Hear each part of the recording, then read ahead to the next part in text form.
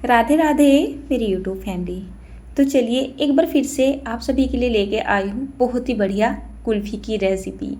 बाज़ार में आपने मलाई कुल्फ़ी तो खाई होगी, खाने में बहुत टेस्टी लगती है, लेकिन एक छोटी सी प्रॉब्लम ये होती है कि वो ना थोड़ी सी कम होती है। मतलब ना पेट भरता है और ना ही मन भरता है।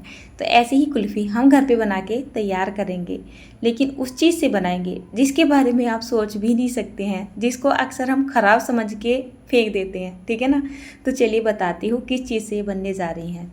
फ़िलहाल तो मैंने यहाँ पर ये दूध ले लिया है और ये दूध मैंने सुबह उबाल के रख दिया था। इसके ऊपर काफ़ी मोटी मलाई आ रही थी और अब शाम का टाइम हो रहा है। मेरे घर में ये कुल्फ़ी आजकल बहुत ज़्यादा बन रही है, मतलब एक ख़त्म नहीं होती है, बच्चे दूसरी बनाने के लिए बोल देते हैं, लेकिन हर बार एक नए फ्लेवर में बनती है जिससे बच्चों का मन नहीं भरता है, पेट तो भर जाता है और छक छक के बच्चे खा भी लेते हैं। यहाँ पर ये मैंने 1.25 लीटर दूध ले लिया है। 1.5 लीटर दूध तक पका के रख दिया था। मलाई बचा के अगर बात करी जाए तो 1.25 लीटर के जितना दूध होगा कढ़ाई में डाल लिया है। 50 ग्राम के जितना दूध मैंने यहाँ पर ये इस छोटी सी कटोरी में ले लिया है और इसमें करीब 2 चम्मच के जितना कस्टर्ड पाउडर डाल लिया है। इससे बहुत ही अच्छा टेस्ट आता है आइसक्रीम में। आपके पास हो तो डालें, नहीं तो आप स्किप भी कर सकते हैं। मेरे पास था इस वजह से डाल लिया है। अच्छे से इसको हम घोल लेते हैं। तो ये हमारा एक कस्टर्ड मिल्क बन के तैयार हो चुका है। इसको हम लगातार चलाते रहेंगे। इस कुल्फ़ी को बनाने में ज़्यादा टाइम बिल्कुल भी नहीं लगेगा। 10 से 12 मिनट में ये कुल्फ़ी बन के तैयार हो जाएगी। चलिए दिखाती हूँ क्या है ये। आज मैंने घी बनाया था और घी की खुरचन्नी होती है, तो मैं ना घी रख के मतलब चूल्हे के ऊपर घी रख के और मैं अपने काम में लग गई थी। और ये घी बना था मलाई से, मतलब कुछ यहाँ पे मक्खन था, कुछ मलाई थी। तो घी तो बहुत अच्छे से बन गया था, लेकिन मलाई का घी बनाया ना तो वो नीचे नीचे लग सा जाता है। तो मैंने इससे ऊपर ऊपर का हिस्सा निकाल लिया था, मतलब जो फ्रेश था अच्छा था। ठीक है ना। मैंने चेक करके देख लिया था, बिल्कुल बढ़िया मावे के जैसा लग रहा था। तो उसको मैंने अलग छलनी में निकाल लिया था।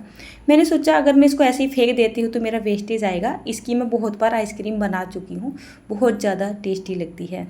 तो चलिए, यहाँ पर दूध में एक अच्छा सा उबाल आ रहा था, तो जो हमने ये कस्टर्ड घोल के रखा था यहाँ पे हम इसको डाल देते हैं। तो एक साइड में इसको डालेंगे, दूसरे हाथ से हम कौन सा चमचा पकड़ लेंगे, इसको चलाते रहेंगे, नहीं तो इसमें लम्स भी बन सकते हैं। तो थोड़ा थोड़ा करके ही डालिएगा।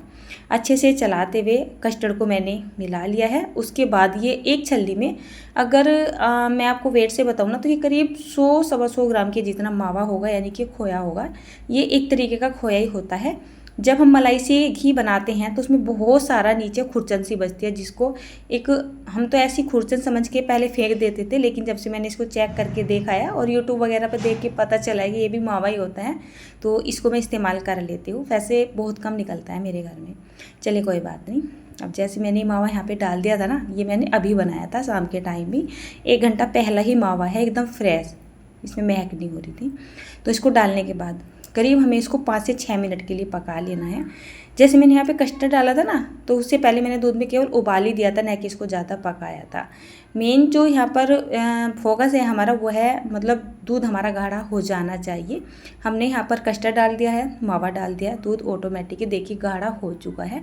तो इसको ज़्यादा पकाने की ज़रूरत नहीं पड़ेगी। 10 से 11 या फिर 12, इससे ज़्यादा आपका टाइम नहीं लगने वाला, यानी कि 10-11 मिनट या फिर 12 मिनट ही लगेगी। आपका कुल्फ़ी बनाने के लिए एक बेस तैयार हो जाएगा। तो देखिए कितना गाढ़ा हो रहा है। कस्टर्ड पाउडर जब मिल्क के अंदर डाला जाता है तो ऑटोमेटिकली उसमें गाढ़ापन आ जाता है। जैसे मिल्क पाउडर डालते हैं ना उससे गाढ़ापन आता है, ऐसा ही आता है। तो देखिए इसको पकते पकते लगभग में 10 मिनट हो चुकी है। बाकी डिपेंड करेगा कि आपके गैस का, मतलब आपकी गैस का जो बर्नर है आँच है कितनी तेज़ लगती है। उसके बाद बारी आती है मीठा डालने की। तो करीब 10 मिनट के बाद मैं यहाँ पर मीठा डाल रही हूँ और करीब 200 ग्राम के जितनी चीनी मैं यहाँ पे डाल रही हूँ। मेरे घर में ये जो कुल्फ़ियाँ खाई जाती है ना, थोड़ी सी तेज़ी मीठे की खाई जाती है। आप अपने हिसाब से डाल सकते हैं, मतलब आपके घर में कम मीठा या तेज़ मीठा पसंद किया जाता है तो उस हिसाब से डाल सकते हैं। अब देखिए जैसे हम यहाँ पे चीनी को डालते हैं ना, ये एकदम से पतला सा हो जाता है, लिक्विड फॉर्म में हो जाती है ना चीनी। तो इसको ना हमें 2 से 3 मिनट के लिए और पका लेना है, ताकि जितना चीनी ने लिक्विड छोड़ा है वो आपस से मतलब गाढ़ा सा हो सके। तो चलिए इसको मैंने टोटली 12 से 13 मिनट के लिए पका लिया है और इसको ना ठंडा करने के लिए छोड़ देना है।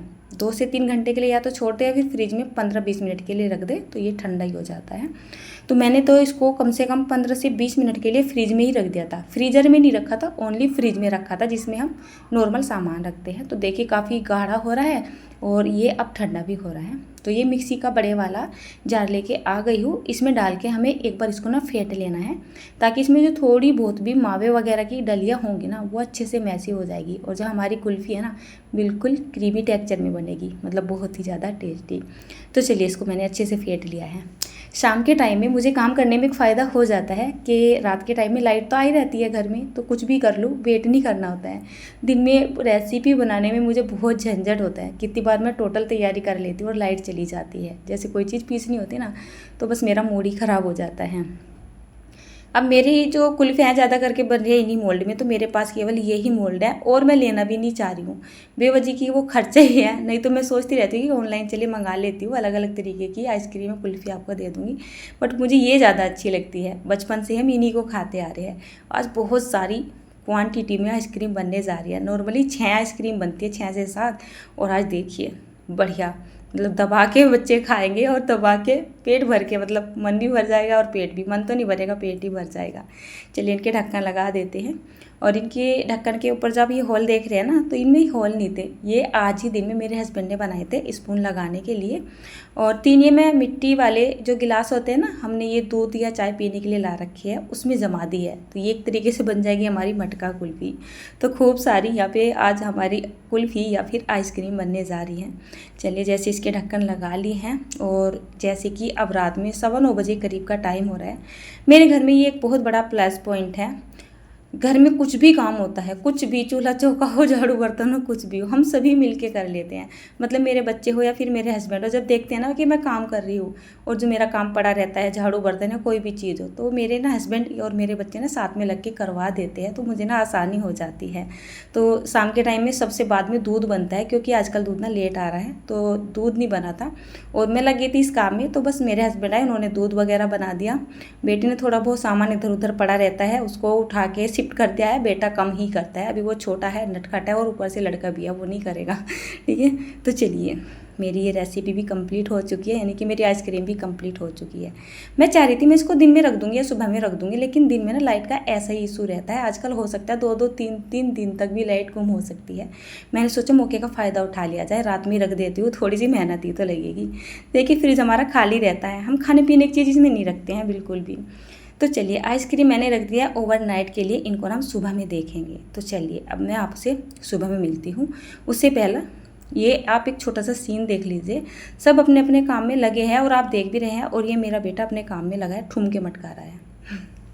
तो चलिए सुबह का टाइम हो चुका है, और सुबह का क्या टाइम हो रहा है, करीब 11 बजे का टाइम हो रहा है, और बच्चे लगभग में 12, 12:30 बजे स्कूल से आ जाएंगे। तो मैंने सोचा चलिए बच्चों के आने से पहले ना इनको मैं निकाल लेती हूँ, मतलब सारी तैयारी कर लूँगी, बच्चे आते के साथ ही आइसक्रीम खा लेंगे। क्योंकि जिस टाइम बच्चे आ जाते हैं और मैं अपनी रेसिपी कंप्लीट करती हूँ तो वो करने नहीं देते हैं, मतलब खाने की जल्दी बहुत रहती है उनको, खासकर ऐसी ऐसी चीज़ें। तो देखिए फ्रीज़र से निकाल के मैं ये आइसक्रीम लेके आ चुकी हूँ। अच्छा कितनी बार तो ये आइसक्रीम ऐसे ही निकल जाती है, लेकिन कितनी बार ना बड़ी सैड सी हो जाती हैं। तो उसके लिए आपको क्या करना है, या तो आप इनको हाथों के बीच में रख के थोड़ी सी हाथों की गरमाई दे दें, या फिर नॉर्मली आप किसी बर्तन में पानी ले लें और पानी में थोड़ा सा इनको डिप कर लें। बस जैसे डिप करना है एकदम से निकाल लेना है, तो ये बहुत ही आसानी से डिमोल्ड हो जाती है। तो ये लीजिए एक के बाद हमारी एक, ये बहुत ही बढ़िया कुल्फ़ी बनके तैयार हो चुकी है, बहुत टेस्टी लगती है। यकीन मानिए दोस्तों, कम से कम 6 से 7 साल हो चुके हैं मेरे घर में मार्केट की आइसक्रीम नहीं खाई जाती है। और यहाँ भी आते हैं ना ठेली वगैरह वाले, उससे भी बच्चे कभी नहीं मांगते हैं लेने के लिए, एकदम से मना ही कर देते हैं। हाँ साल भर में 1-2 बार खा ली, उसके लिए मैं कसम नहीं खाती हूँ, खा लेते हैं अगर बाहर होते हैं तो, अच्छे वाली, वो भी ऐसे नहीं लोकल सोकल। आप भी घर पे ना इन आइसक्रीम को बना लिया करें, अपने बच्चों को घर पे बना के दे दिया करें। हो सकता है 1-2 बार आपसे अच्छा टेस्ट ना आए, लेकिन जब बनाने लगोगे ना बहुत ही अच्छा टेस्ट आएगा।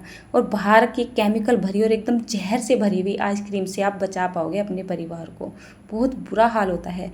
अगर सबसे ज़्यादा गंदे तरीके से बनाई जाती है ना, तो शायद वो आइसक्रीम होती होगी, मुझे ऐसा लगता है। ठीक है ना, तो चलिए बहुत ही बढ़िया, ये हमारी कुल्फ़ी बनके तैयार हो चुकी है। आप भी अपने घर में ज़रूर से बनाइएगा, और कैसी लगी कमेंट करके ज़रूर से बताइएगा। तो राधे राधे दोस्तों, फिर मिलती हूँ एक और अच्छी सी और प्यारी सी रेसिपी में।